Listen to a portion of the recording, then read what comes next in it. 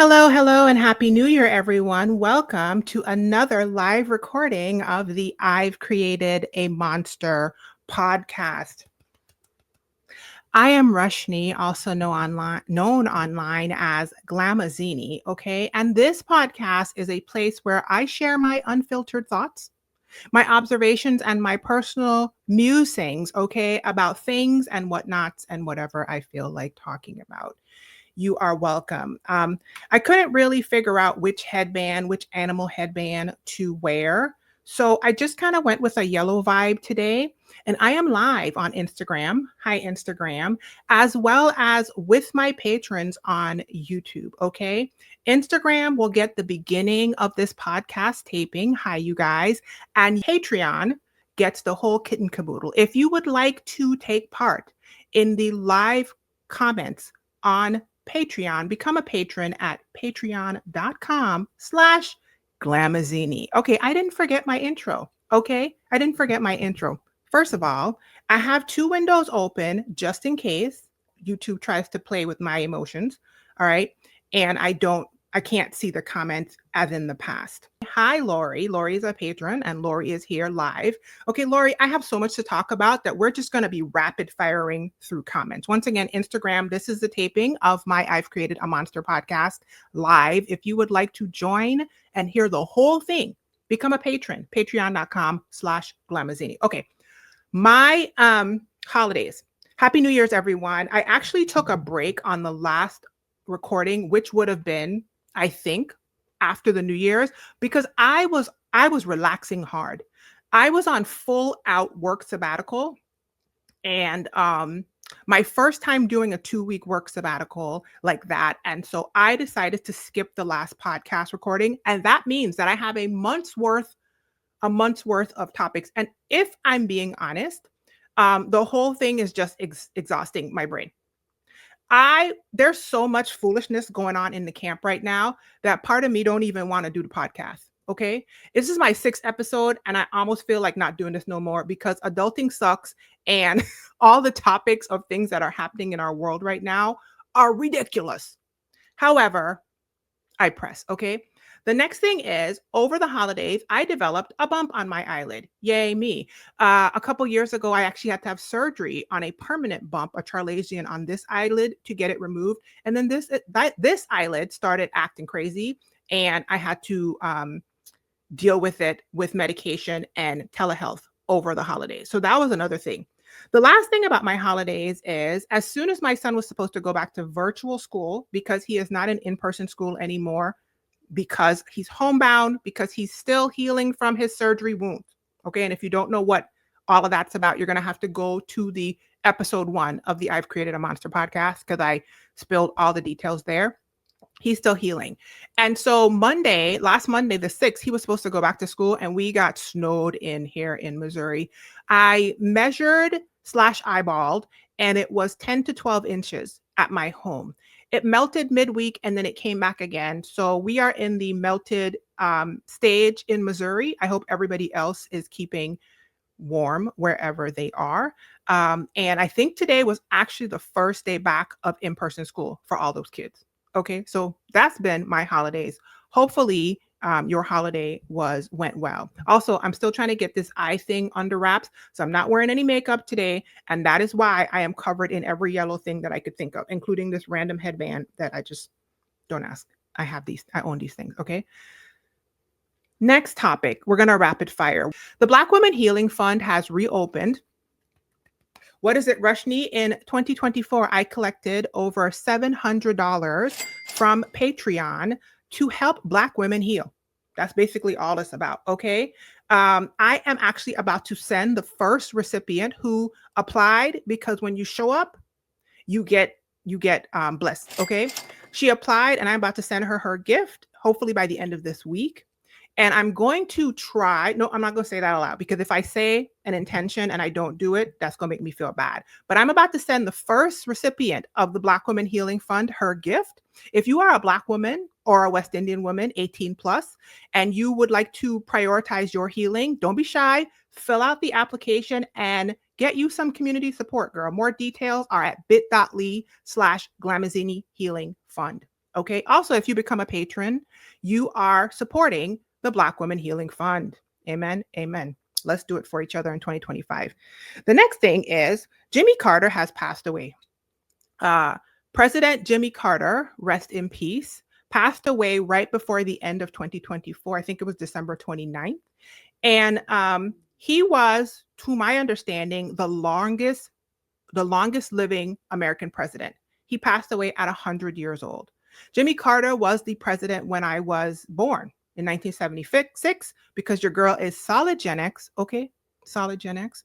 And so Jimmy Carter was the first president that I had a consciousness of, a very low consciousness. But by the time I really got into a consciousness of presidents, he was the previous president. So he was still like the first human that I had a consciousness of presidency.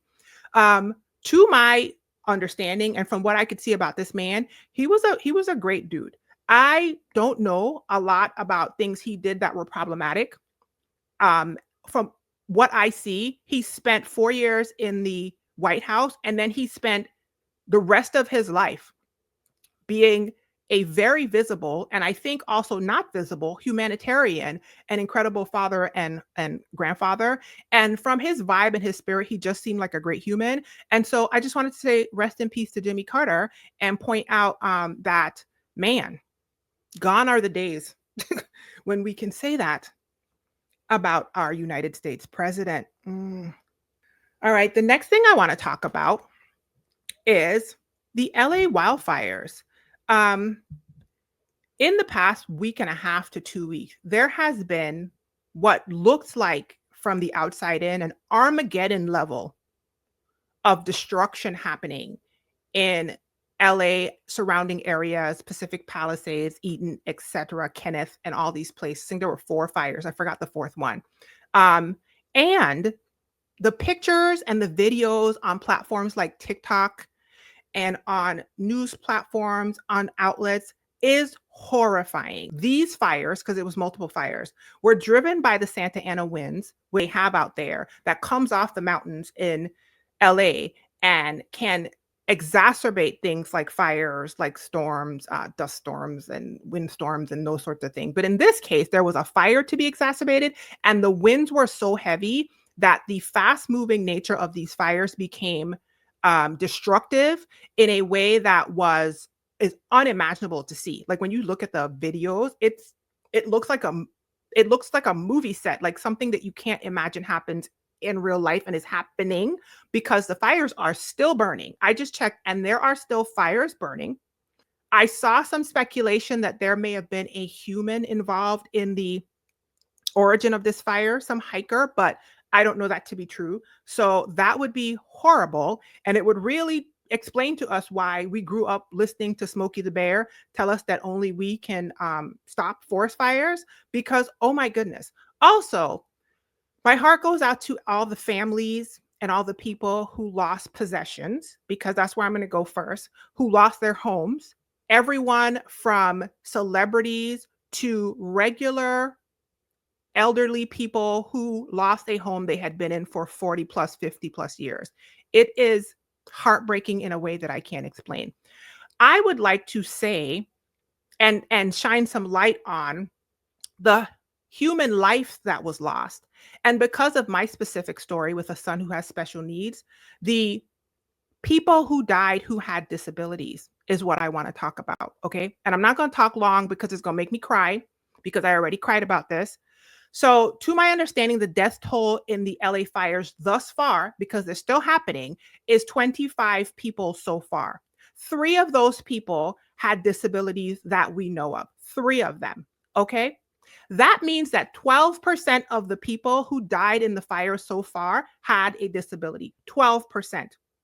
The mom and son who passed away, where the son had cerebral palsy, they passed away because she was, to my understanding, unable to get him out, and she refused to leave. Ooh, don't cry. Okay, Rashni. Whew.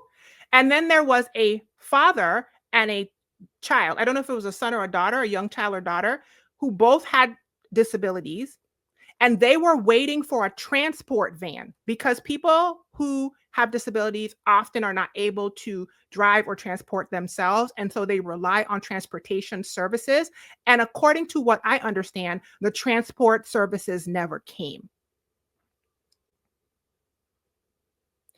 As a mom of a son with special needs who learned about this information by a blind TikToker who escaped the fires herself and barely so, because the way she escaped is she had a sighted partner, and the day before they had just happened to get their car back, or else they may have had the same problem. And then I looked into it more and found pictures. I just want to elevate not just the heartbreak of what's happening to people's possessions, but even more so the heartbreak of the 25 lives that have been lost so far. And I want you guys to hear that oftentimes people with disabilities are forgotten. People with disabilities are forgotten, and people with disabilities are not thought of. And as the blind lady said on TikTok,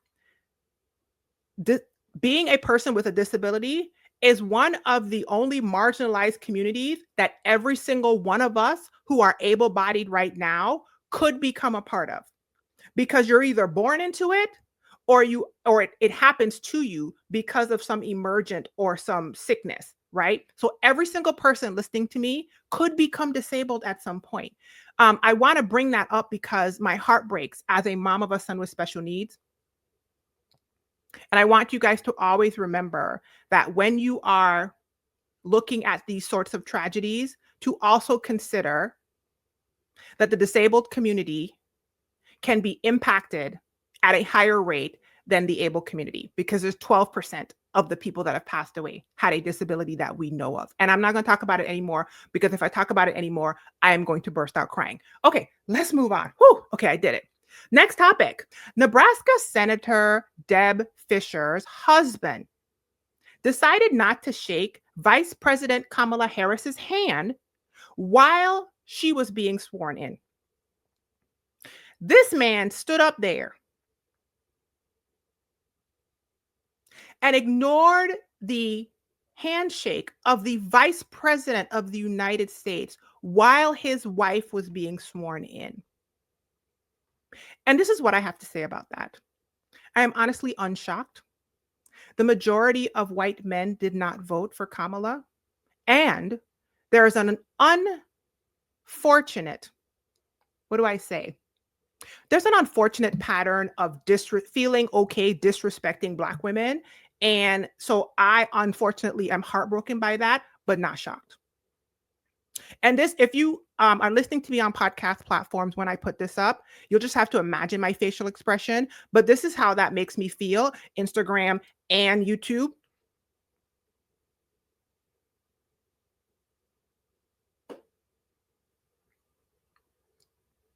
And that's all the mental space I have to say, okay, about that.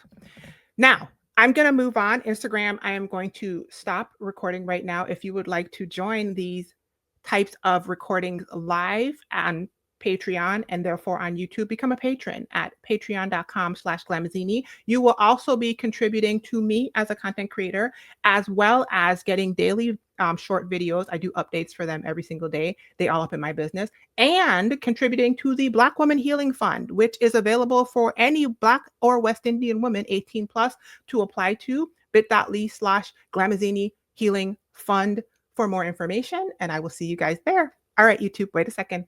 Bye, y'all. Focus, Rashni. Okay, I'm back. There was a video of a girl who was made to apologize for being pregnant at church. It was making the rounds last week, and I wanted to say something about it because I have never seen that happen in real life in my eyeballs. However, I know people who have been made to do that in the past, typically Gen X and older, and I've heard about it. I have a friend who was made to do that right before I met her. And I have often thought that that was abuse. Okay. The fact that this is still happening in the year of our good Lord 2025 is astonishing to me. Not only was she made to stand in front of the church and apologize. My question when I see a woman or hear a woman say that she had to do it, I often think, one, where is the man? Two, where she get the sperm from? Three, who gave her them pumps? Okay. Because for some reason, you only hear the woman having to do these apologizing rituals in these spaces. And I don't know if I've ever heard of a man having to do it. If you have, please let me know. The next thing that was disturbing is when she stood up, she touched the table that they typically have like the Eucharist and communion on. And the preacher was like, don't touch that. He also then admonished everyone in the congregation to not give her any baby shower. He don't want to see anybody giving her a baby shower. And there were male voices in the congregation amening all of this foolishness. Conversations like this, which I will skip out real quick, are part of why I think that older generations can't for the life of them figure out why Gen X, millennials especially, and Gen Z and Gen Alpha are chucking the deuces at some of these harmful interpretations and manifestations of church culture. Because it is so unbelievably traumatizing, obviously traumatizing and unhealthy. And I just pray that that young girl has a group of people around her who can love her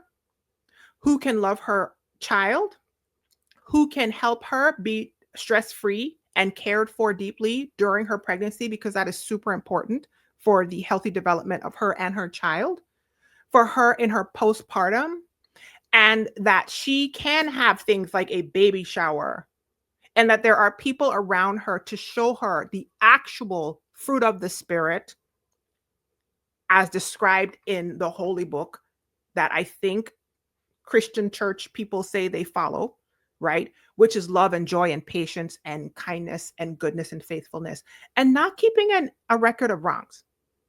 In the Bible, when there was a woman who had done some wayward stuff, Jesus asked the people, who here has no sin? You throw the first stone. And so if we are Christ followers, I do not think that that would be how he would handle an unplanned pregnancy by an unwed mother. And if we did not know that back in the day, hopefully we know it by now.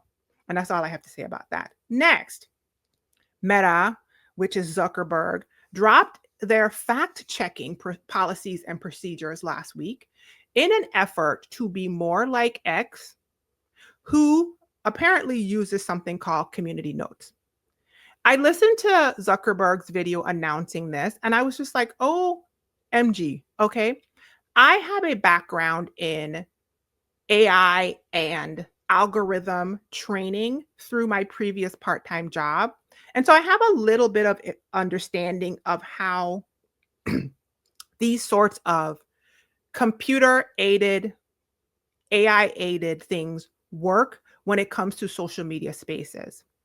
I remember when COVID first hit and Facebook's algorithm was wilding out and marking everybody's posts incorrectly.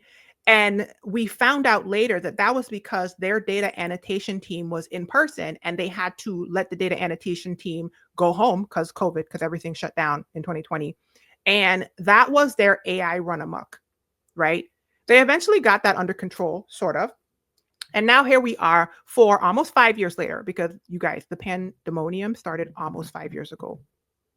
It is 2025. That is wild. But anyway, here we are almost 5 years later. And Mark Zuckerberg is announcing that on Meta, so I'm assuming that means Meta, Facebook, Instagram, WhatsApp, on all Meta platforms. I'm assuming he's saying that instead of having the fact checking that they currently have, they are going to let it be community-based notes where someone like me can just put on a post their concerns. And I have no idea how they are going to put all of these thousands of community-based notes together, because I am not on X because Elon Musk. So I have no previous experience with how community notes work. I did notice that there was a lot of pulling back on things that I feel keep certain groups of people safe. I saw that Meta was dropping their DEI, which is a very common thing that's happening nowadays, which is mind-boggling to me because, and I've said this on previous podcasts, I don't understand how you can have an entire system that was based on a criteria, as in race, skin color, etc. And people were ranked and put into categories based off of that criteria. And this entire country is built off of that. And then just a few decades later, say that is not a thing. That does not cognitively make sense to me on an intellectual level. I think any thinking person can realize that that makes no sense. And yet here we are. And yet here we are. The good news is there are companies like Costco that have doubled and tripled down, okay, and went 10 toes down on their DEI and was like, yeah, nah, son, we keeping that, okay? That works for us. And so yay, Costco, okay? Costco said this hot dog gonna be $1, what is it, $1.25? I don't know, because I don't eat hot dogs anymore. Okay. And we gonna keep it pushing. Okay. We gonna keep it pushing. You can come in here and you can have your DEI programs, and we love that for us. All right. I've also noticed now, because Zuckerberg has said that Meta is going like the Wild Wild West, which is what I anticipate. I don't know that to be true. None of us know what's going to happen. I see so many people jumping ship off of Meta and not just not using the platform, but genuinely trying to shut down their data, take all their data off of Threads, off of Instagram, off of WhatsApp, off of Facebook, and not use those platforms anymore. I've noticed a huge move from Threads to Blue Sky. Now, I had mentioned several podcasts ago that I begrudgingly joined Blue Sky because I need to have my name on all platforms. And I actually have posted a couple times on Blue Sky in the past couple days because of this very thing. Now, am I going to keep posting out there? Y'all, I don't know. Okay.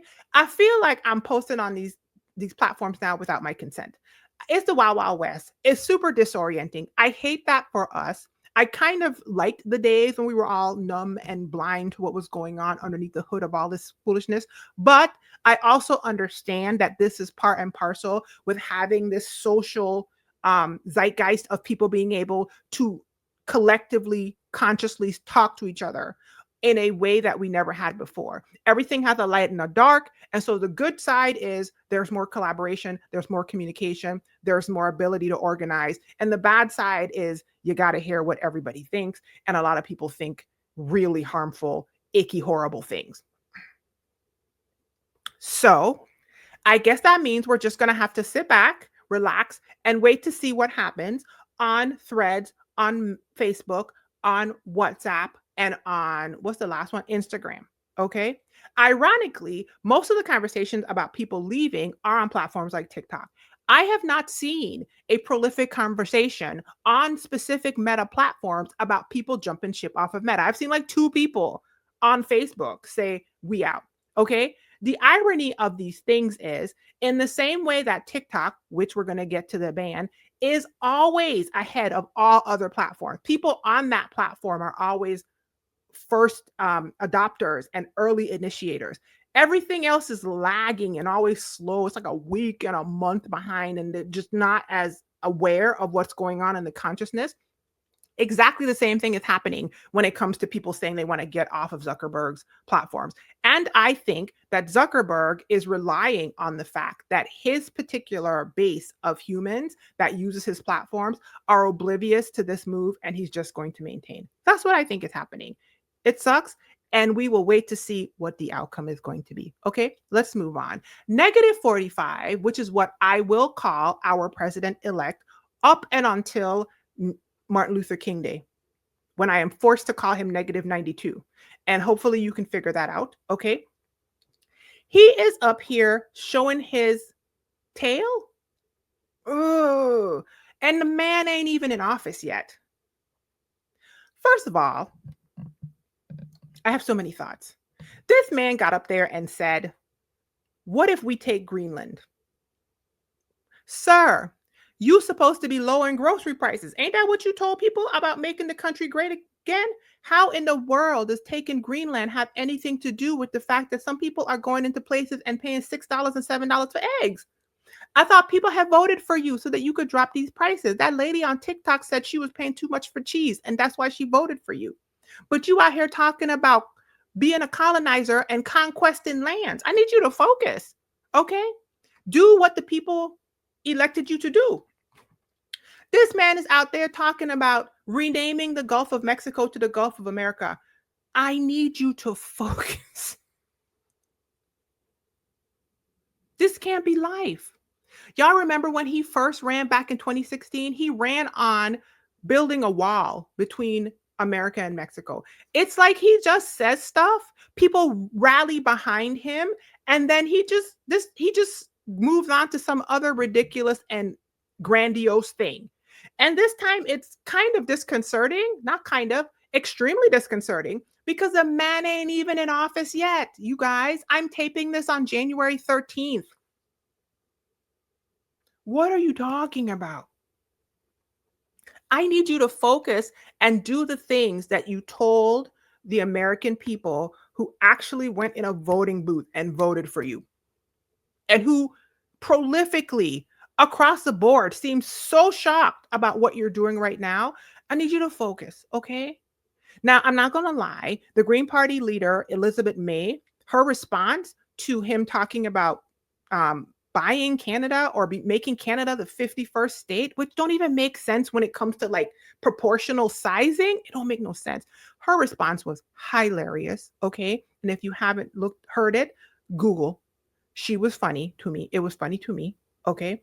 I thought him talking about something about the power grid, and then Canada responded about responded with, not retaliated, but like responded about the power grid. And I had to inbox my Canadian friends and be like, listen, if Canada shut off our power, I need you to send me an extension cord. Okay. It's getting ridiculous down here. My mind is tired and we haven't even started the 4-year count. I honestly was praying that I would never have to hear or see about this man again.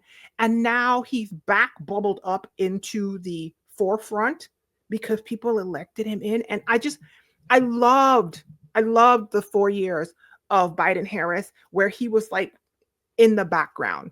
And I was really wanting that to be the case. And unfortunately, it is not. And that makes me very sad. Okay. The next thing that I think is a little weird is Elon Musk, who is the owner of X at this point, and who is strangely up in the mix when it comes to United States politics in a way that doesn't make much sense because where is JD Vance? Okay. It was Pence. Then they tried to off Pence in the insurrection on January 6th. Then it was Vance. And then Vance kind of took a back seat and it was Kennedy all of a sudden. And then Kennedy was there for like 2 blips on the map. And the next thing we know, Elon is hopping around and I can't keep track of what's happening. Okay. I don't want to keep track, but it's very disorienting. And part of me thinks that that's part of the plan to disorient people because I personally have learned that people who want to manipulate a thing often will be disorienting to keep you confused. Okay. So I don't know what's going on, but Elon apparently was pretending to be another account on X, his platform, and interacting with himself and encouraging and congratulating himself and going into, I forgot what it's called. X has the Clubhouse like audio thing, rooms or something. X has a thing like what Clubhouse used to be, which is like audio spaces. I think it's called Spaces. Maybe that's what it is. And he's in the spaces talking about himself. Adrian something was the account. And there was like a voice thing, like a voice manipulator that for a second wasn't working. And so it sounded just like him. And then people in the voice thing, in the voice spaces room was like, I'm sorry, is this Elon Musk? And he was like, no, it's not me. And way before this man revealed that it was him, which was like 2 or 3 days ago, everybody was like, we already know that it's you. This is ridiculous. And then even after all these people saying, sir, we know that this Adrian account is you. I'm just going to say the Adrian account because I don't know what it's called. This man revealed to us on like January 9th, I believe, Surprise, it was me all along. I'm wondering what's going on.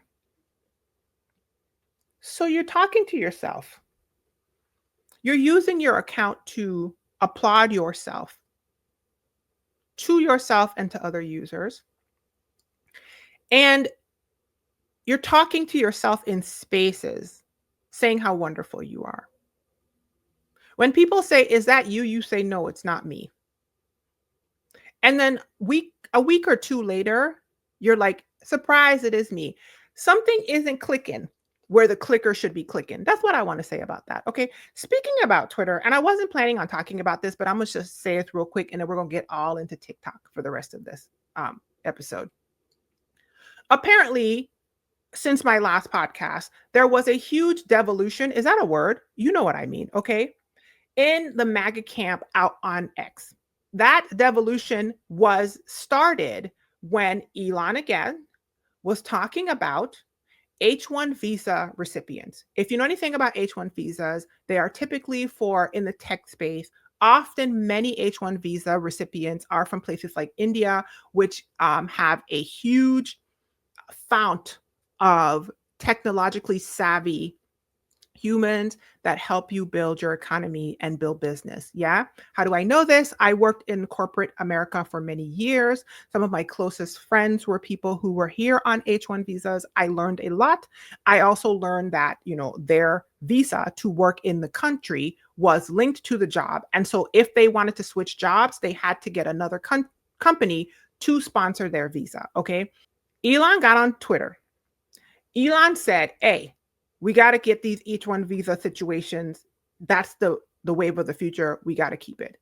MAGA was like, "But we thought we were getting rid of the brown people," because there is a contingent of MAGA voters who voted in that direction because -45 was proliferating all this conversation about people eating dogs and cats, brown people taking all the jobs, brown people bad, bad, immigrants bad, bad, bad. He went back, he went that way. And they were like, "We agree. We're so glad that you're finally saying the thing out loud that we've been told we weren't supposed to say, but we've been thinking. Let's be racist," right? So here we have Elon on Twitter basically saying, "Yeah, these brown people need to come in here for the good of the country."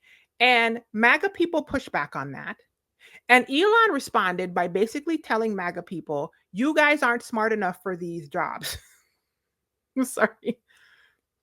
Don't laugh, Freshly. Just report the facts.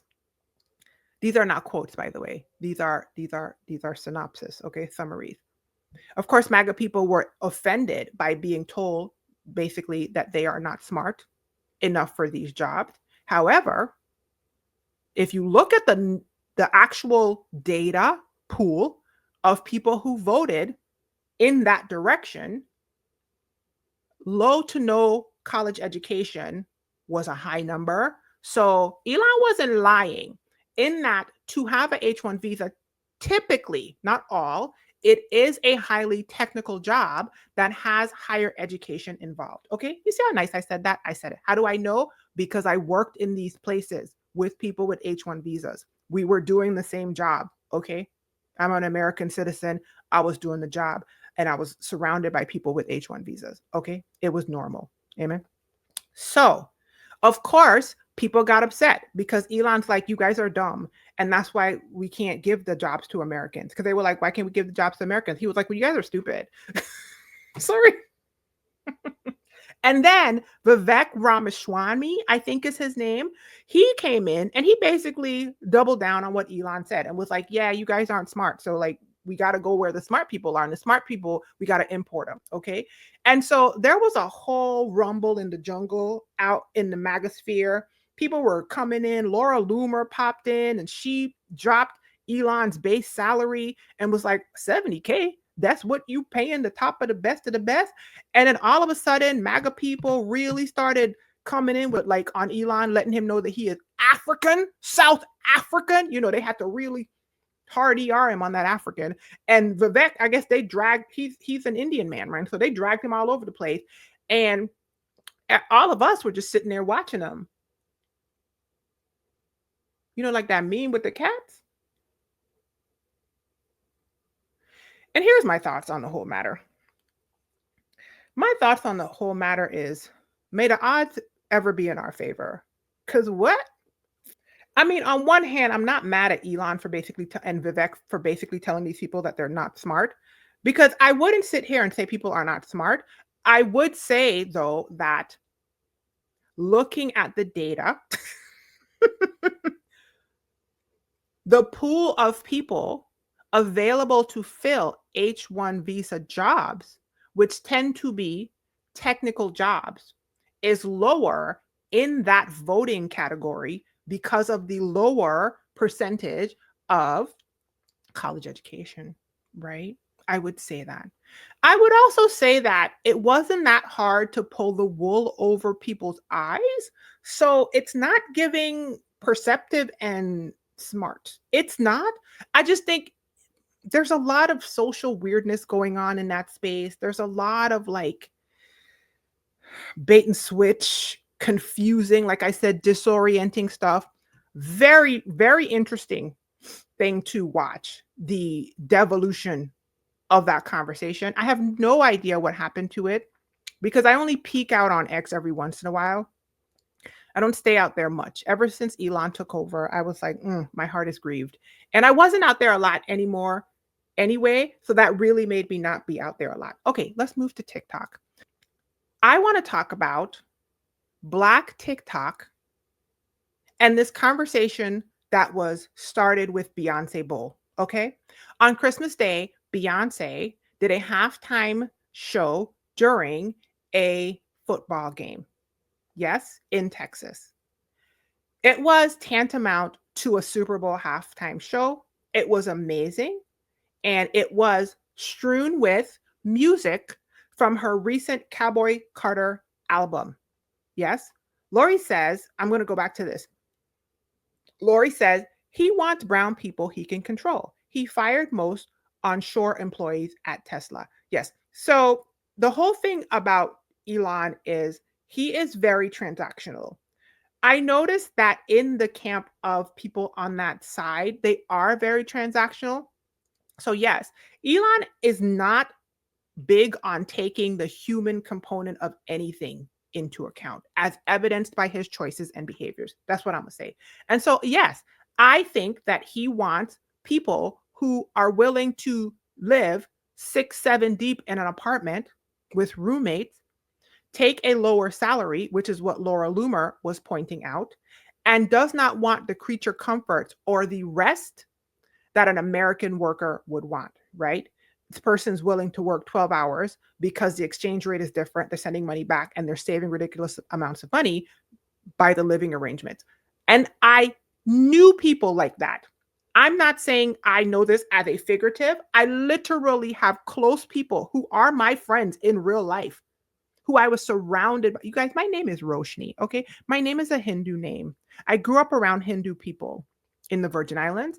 And when Hindu people meet me up here in the States, many of which were corporate employee people, they are intrigued about the fact that I have a name that typically is a very common Hindu or Sanskrit-based language woman's name. My name is very common in their world. It isn't in every time. I have so many Indian friends, and many of them were here when I met them on H-1 visas, living 5, 6 deep in an apartment. Okay. Elon likes that type of person. That's what Lori's pointing out. I can't say I don't agree. Okay. All right. Back to Black TikTok and Beyonce. So Beyonce goes out there and she shakes everything she has. Okay. In this game. And it begins a discourse on TikTok that I observed but did not jump into. I didn't jump into it. Why? The platform probably going away. I don't know. I don't know if it is or not. We'll get to that in a second. And oftentimes I will observe things, but not jump into them because honestly, I don't feel like I'm a part of this conversation. Let me explain why. First, the first thing I saw about the Beyonce conversation with Black TikTok was a lady named Hannah. She is biracial. To my understanding, her mom is white, her dad is Black. That actually matters for later in the conversation. Doesn't matter to me, matters to the people having the conversation. Okay.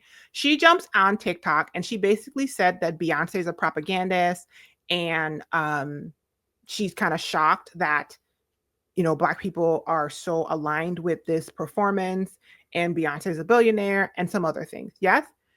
Black TikTok did not like that very much.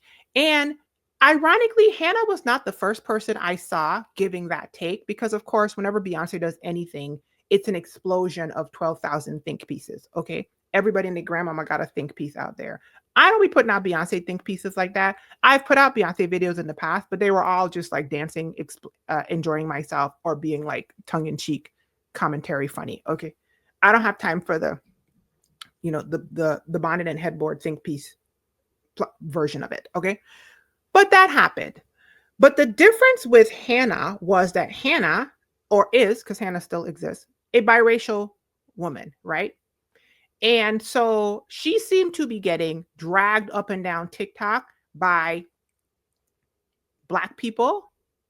And I saw a Black woman who had a particular video that made me go, oh, wow.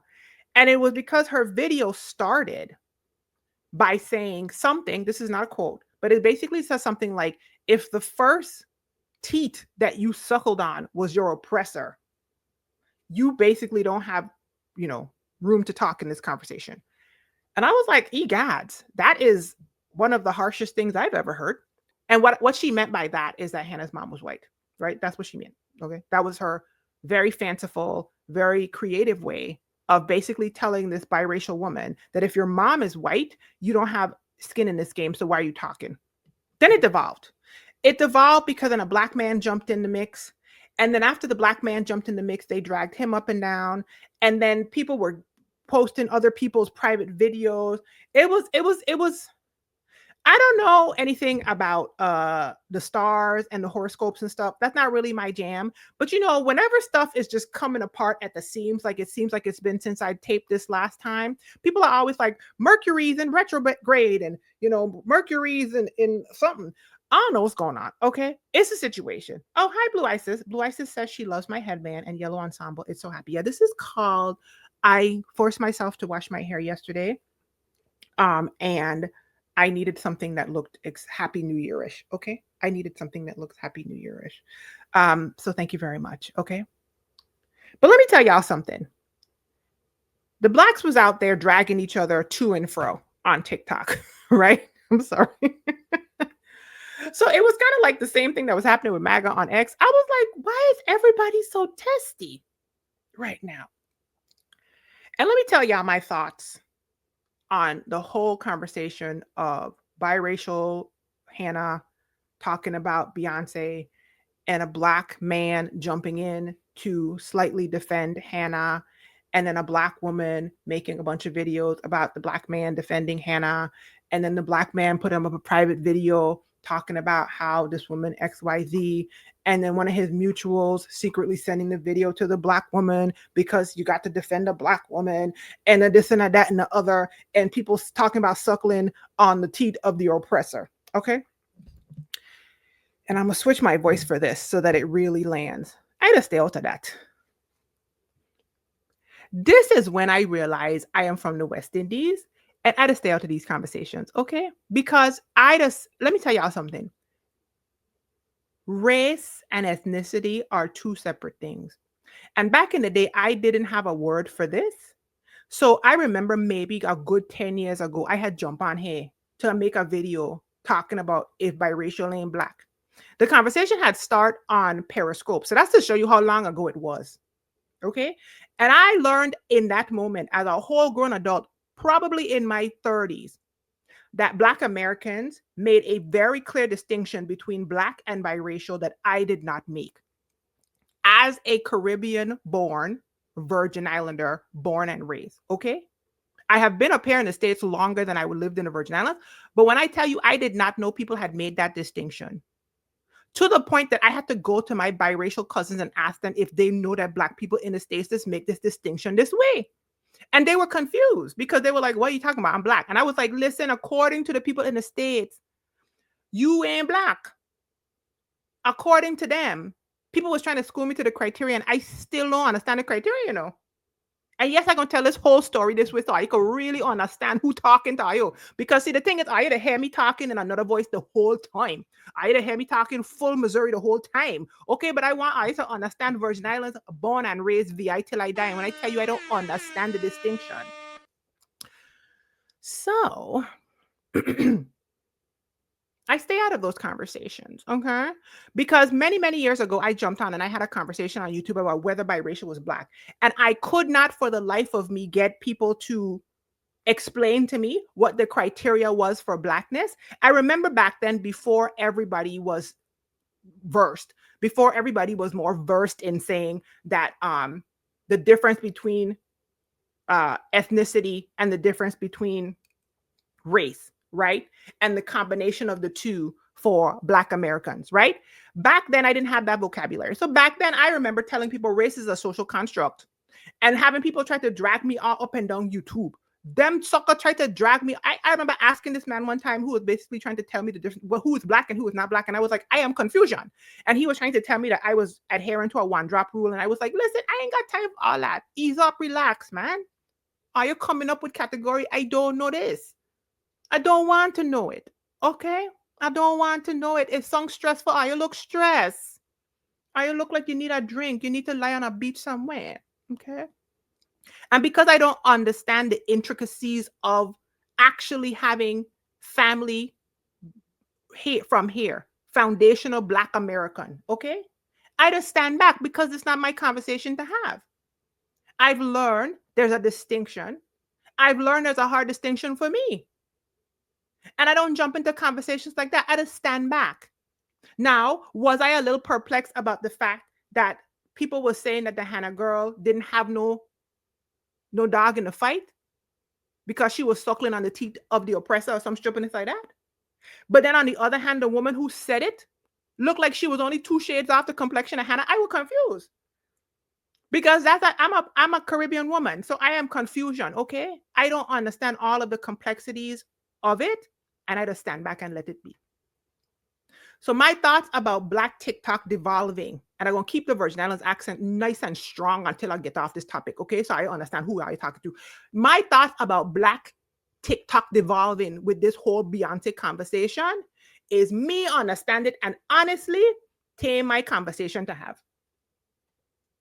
Listen, I love a Black woman from infinity to infinity. When I look at the Hannah woman and she tell me she got a Black parent, I see a Black woman. I don't know if Hannah thinks she's Black or not. I don't know what she identifies as. I see a Black woman. When I see the woman talking about suckling on the teeth of your oppressor, I see a Black woman. Okay? Simple. It's easy like Sunday morning for me.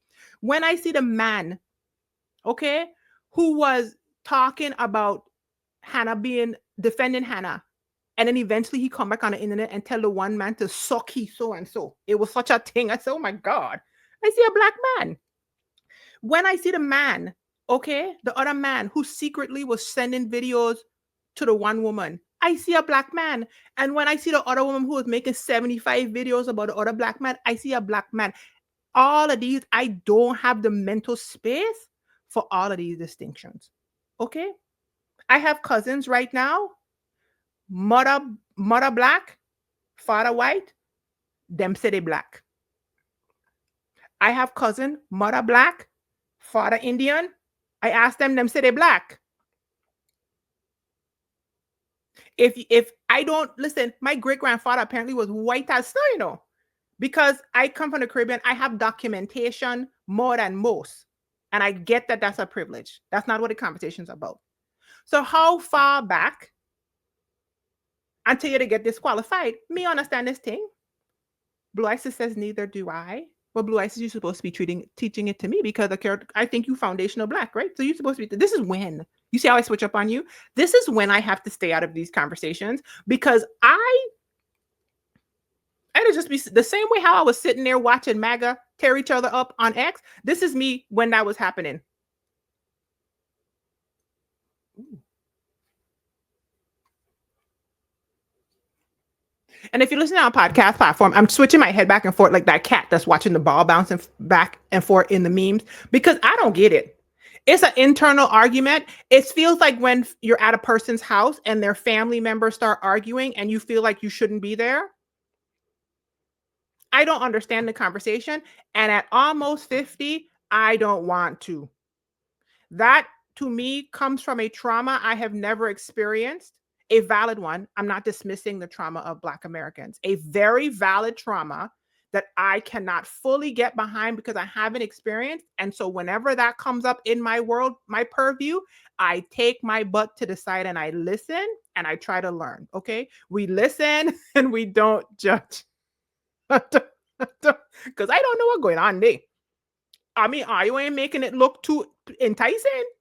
It don't look like a fun thing to pick up. I ain't gonna pick if I hadn't had it in my life now and I survived this long without it. Me ain't gonna pick it up now. Cause you ain't making it. The advertising is horrible. Blue Isis says my nieces and nephews and great nieces and nephews are biracial. They are Black. Blue Isis, I trying to tell you this thing. Lori said they are Black. Me nobody. Them suckers to be fighting and fighting.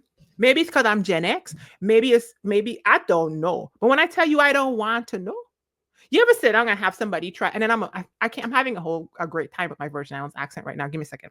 You ever sit down and have somebody try to tell you something that they want you to adopt and the marketing is basura? That has happened to me a lot in church people lately. I said it.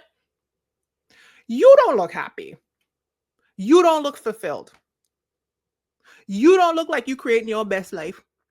Who you over here trying to tell me about? That's what it feel like. I'm watching you guys make all of these tiny little differentiating nuanced things all over the place. I feel like this. I don't want it. I gone back to my Caribbean people where it is one thing. Okay. If you're on TikTok and you pull up Caribbean TikTok, tell me you don't notice everybody there. Okay. White people, strong Caribbean accent. We fighting for them in the comments, you know. Every Black Americans are trying to be like, you're culturally appropriation. We be like, shut up, stop talking about something you don't understand. Indian people, Asian people, Black, light skin, long hair, everybody. We don't have time. Anyway, that's my thoughts on that. Welcome back, Missouri Rushni. All right. And now for the closer. That was fun. And now for the closer, let's talk about the TikTok ban. It is Monday, January 13th, when I am filming this, and there is a strong possibility that TikTok, the app owned by ByteDance, may go fully dark per the American government on January 19th, which apparently is next Sunday. So I don't know. I think it might be on Saturday at midnight. I am not sure.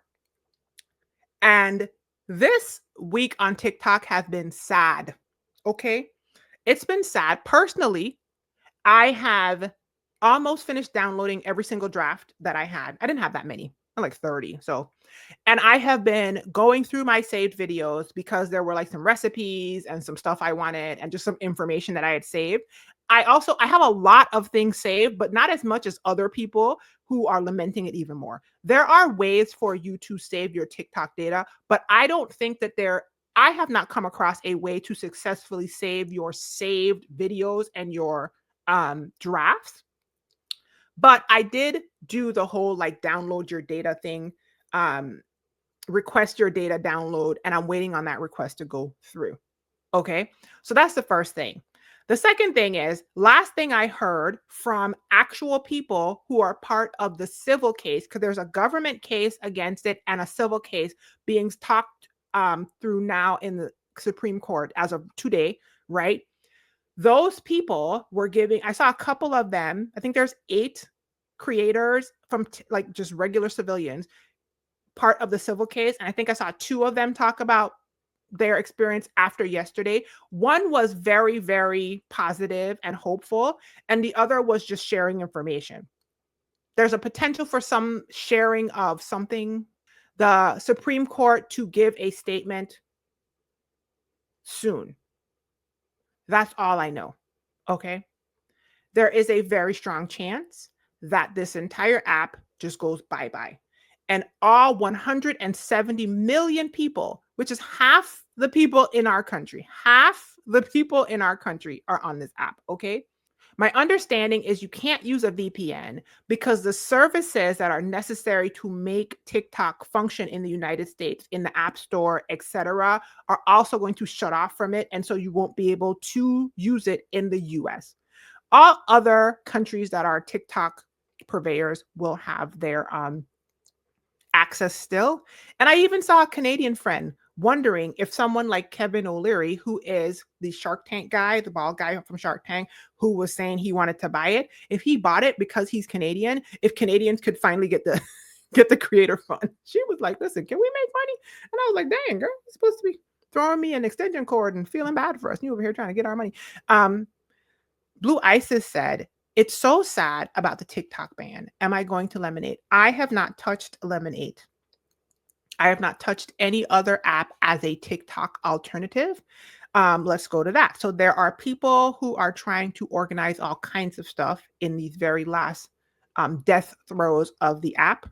I personally have been saddened by all of the goodbye TikTok videos, the compilations of things that only people on TikTok will understand, people making funny and or meaningful videos, thanking people for changing their lives, thanking people for blowing up their businesses, thanking people, blowing up in a good way, thanking people for the finances, the community. I've seen so many videos. I've seen so many people crying. And I also see a move to other apps, like the one Blue Ice just asked about. One of them is Lemonade. No, I have no feeling of moving to Lemonade.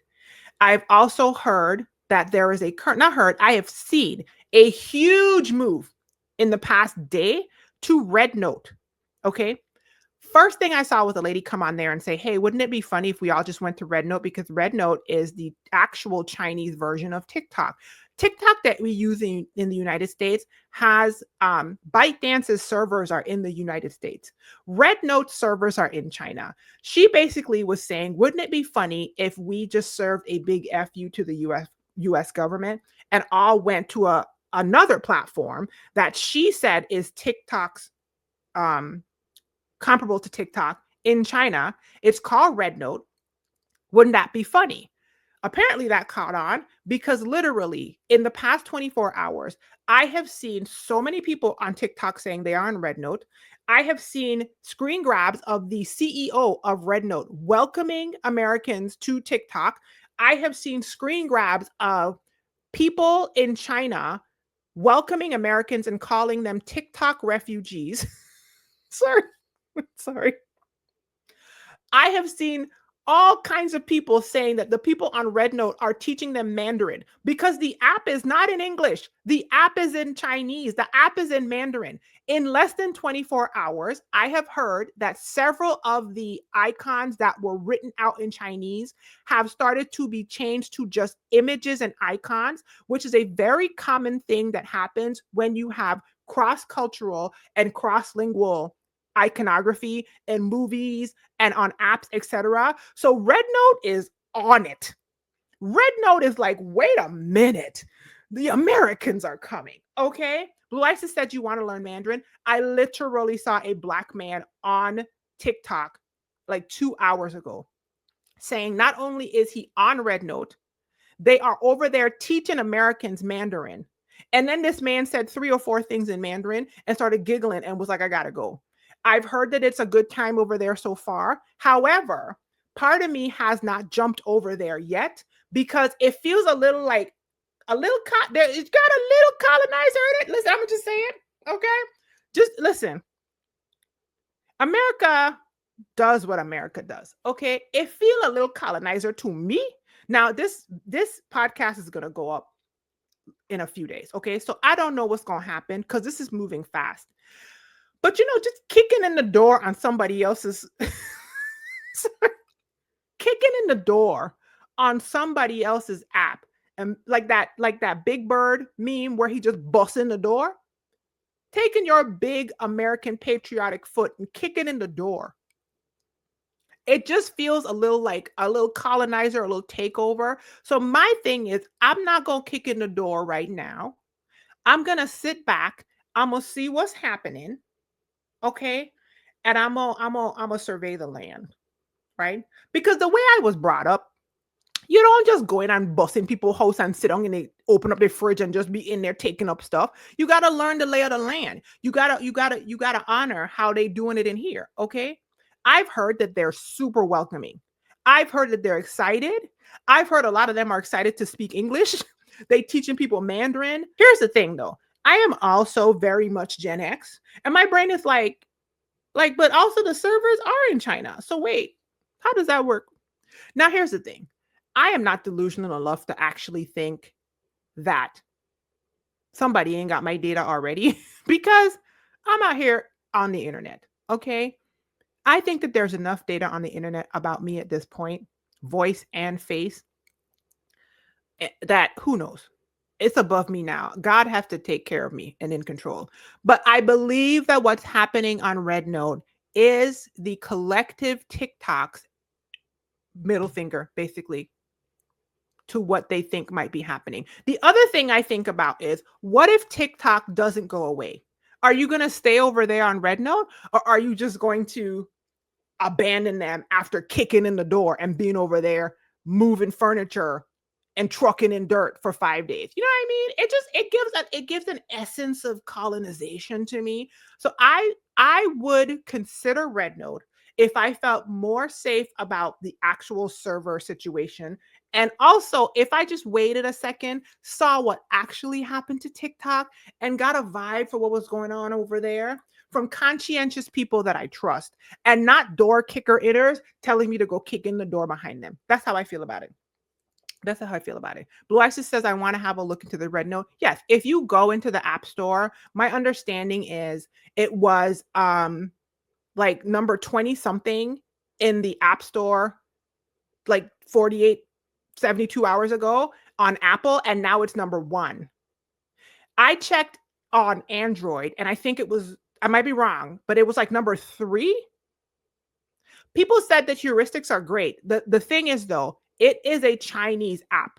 So it's in Chinese. Now, it seems like whoever is back there in RedNote is like, oh, Americans are here. We are number 1. That sucker took over Threads.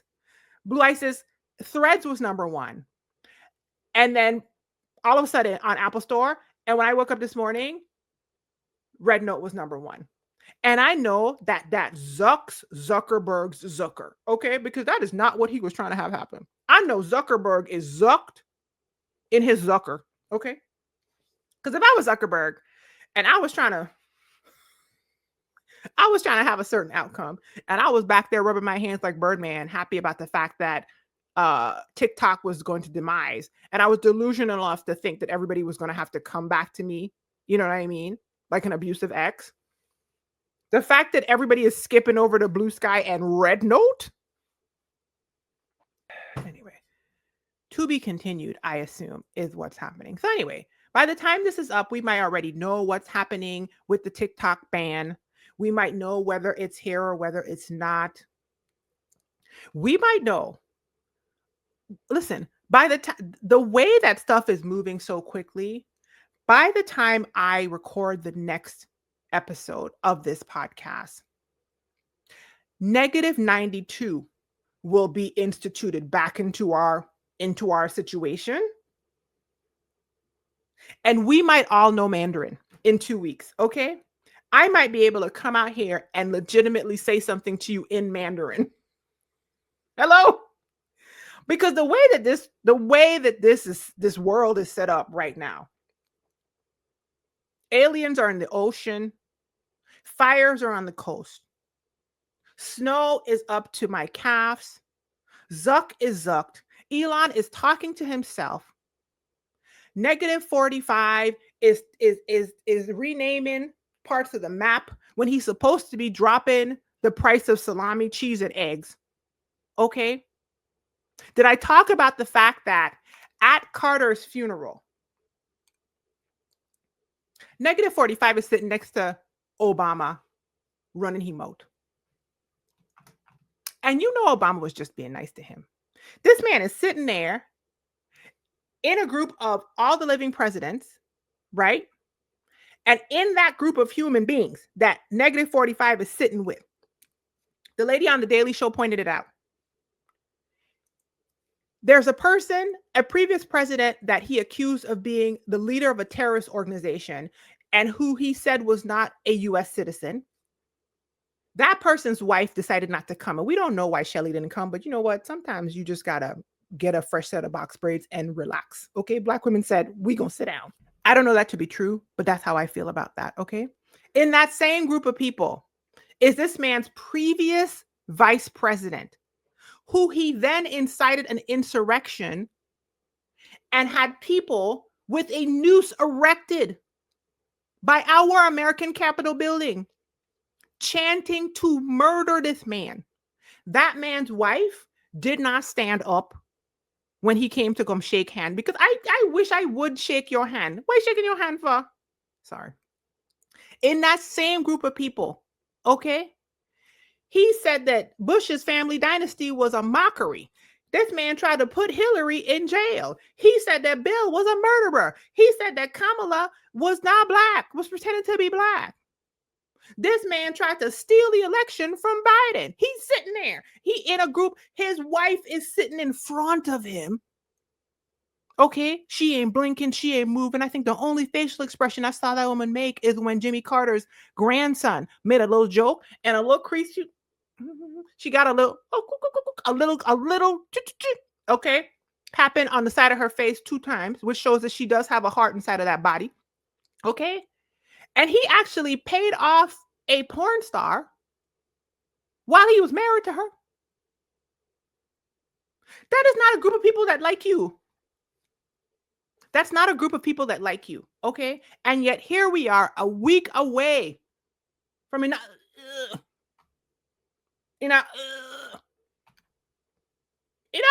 that man. Could you imagine? So all of that to say that may the odds ever be in your favor.